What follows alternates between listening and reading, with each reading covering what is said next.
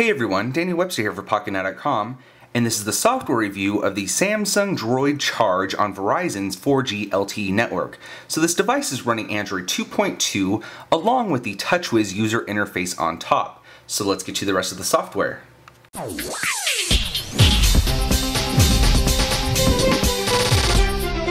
So the Droid Charge is running similar software that came on the Galaxy S variants of the devices that from last year, and unfortunately it doesn't have the TouchWiz 4.0 that you can see on the Galaxy S2, and I'll post a link right about here. You can watch Brandon's video of the Galaxy S2. So if I want, I can pinch to zoom out, and I can set my home screens if I'd like. So let me set this one to my home, and I can just go back.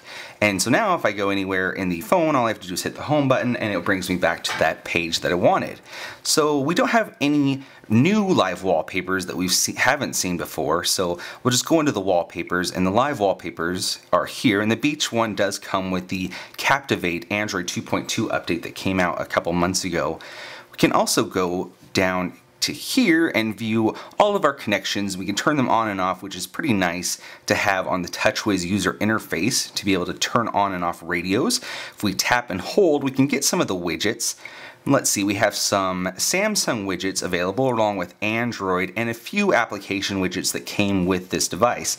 So we'll just go home and into the menu, into the settings I should say, and we can view our settings here. Let me go to About Information, and we're running Android 2.2.1, which is a pretty new Froyo build, so we'll just go back. You can also get dock settings. This device is able to connect to a dock using the micro USB 2.0 port, and we'll just go back home. If we view some of the applications that come on the device, we'll just go here, and we have the basic applications for Android. We have the All Share app that allows you to share media over a ready DLNA network, so we can go there, and if I was connected to a Wi-Fi connection, you would be able to see the files on my network. So I'm just going to go back home. So back in the apps, we have our Amazon Kindle application. We have the Vcast apps, which is Verizon's market. It's sort of their Android market.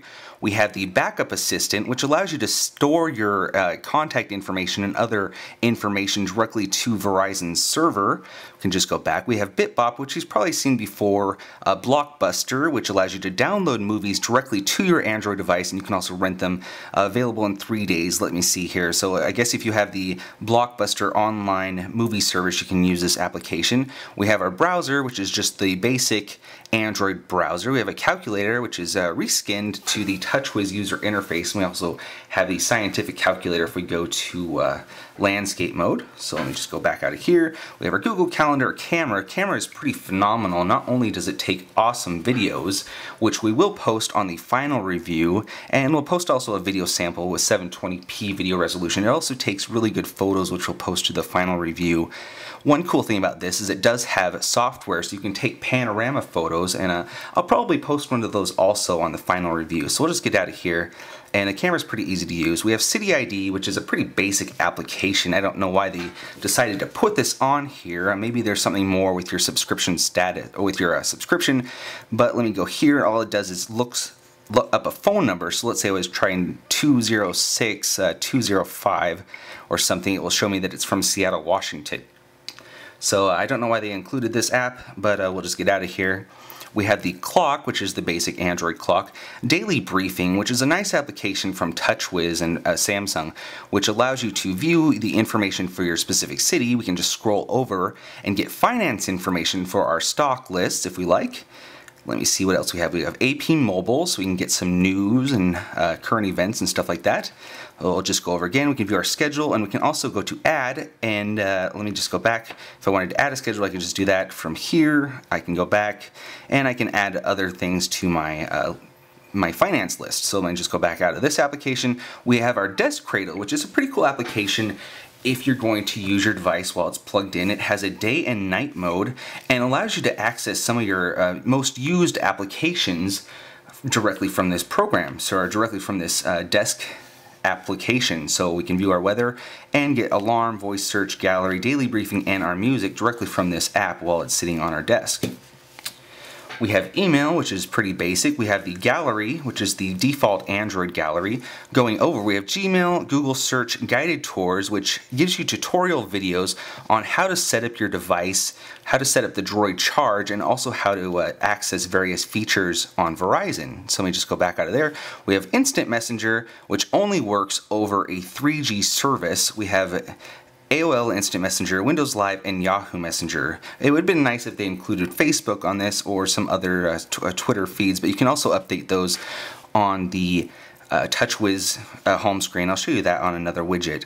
We have Google Latitude, Let's Golf 2, which is a demo that is pretty a simple game to play. It's a 3D game. Okay, so here we are on the Let's Golf 2 game, and it does allow you to play the demo, so we can go to Instant Play, and the video on this game is pretty phenomenal. It's a 3D style game. Unfortunately, we're getting a lot of polarization from the way that the screen is set up and also how the camera captures some of the images. So let me just go here, I'll touch to continue, and we can begin playing this game when it starts loading.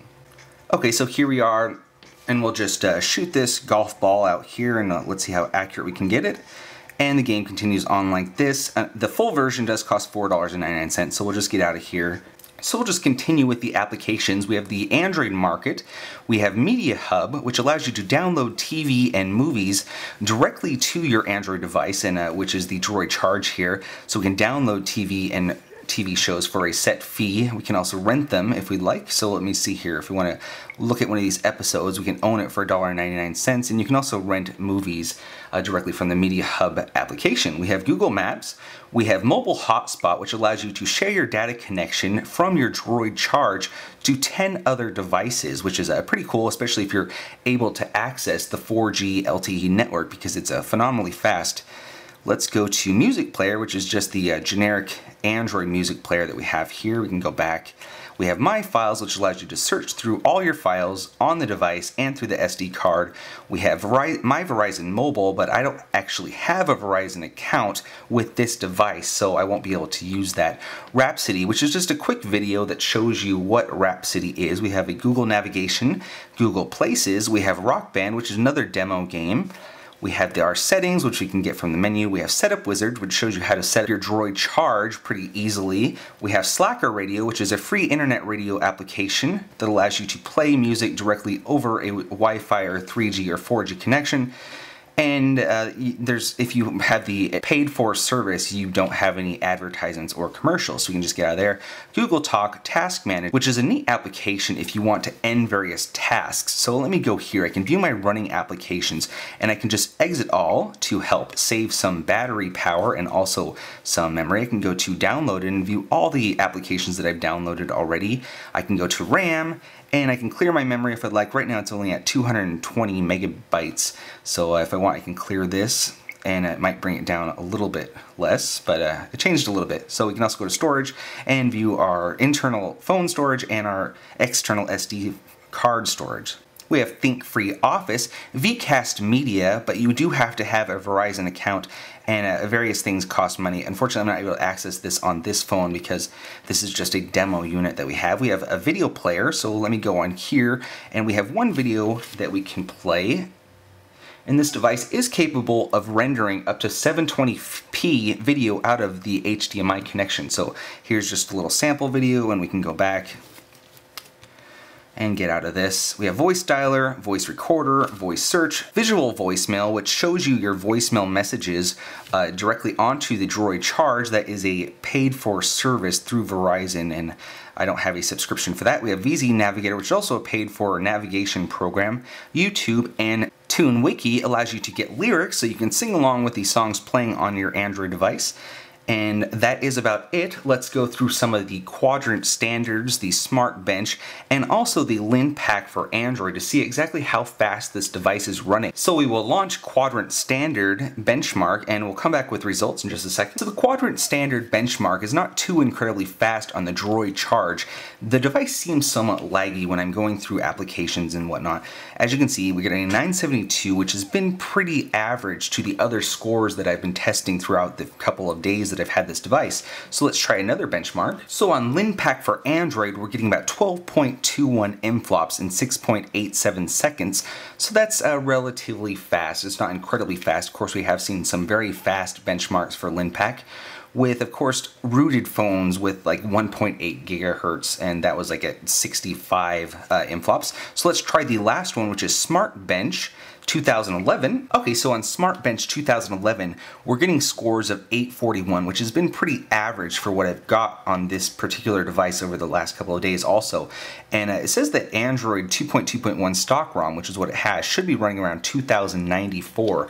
So it seems kind of weird that this device is running a little bit slower than the stock Android 2.2.1 devices available. So another great feature that the Droid Charge comes with is the swipe texting. So if I wanted to write out something, all I have to do is swipe my finger across the keyboard and it will spell it out. So let's just choose the house is white or something like that. And hopefully it works pretty well. Okay, it didn't get it exactly perfect, but you get the idea. So this has been the software review of the Samsung Droid Charge on Verizon's 4G LTE network. Unfortunately, I wasn't able to do a network speed test on the 4G service because the service in my area is rather spotty. If you missed the unboxing, you can check it out right about here, and we'll also post the hardware review right about here. And stay tuned for the final review where we go through everything on the Samsung Droid Charge, and we'll also have those video samples and photo samples. Thanks for watching.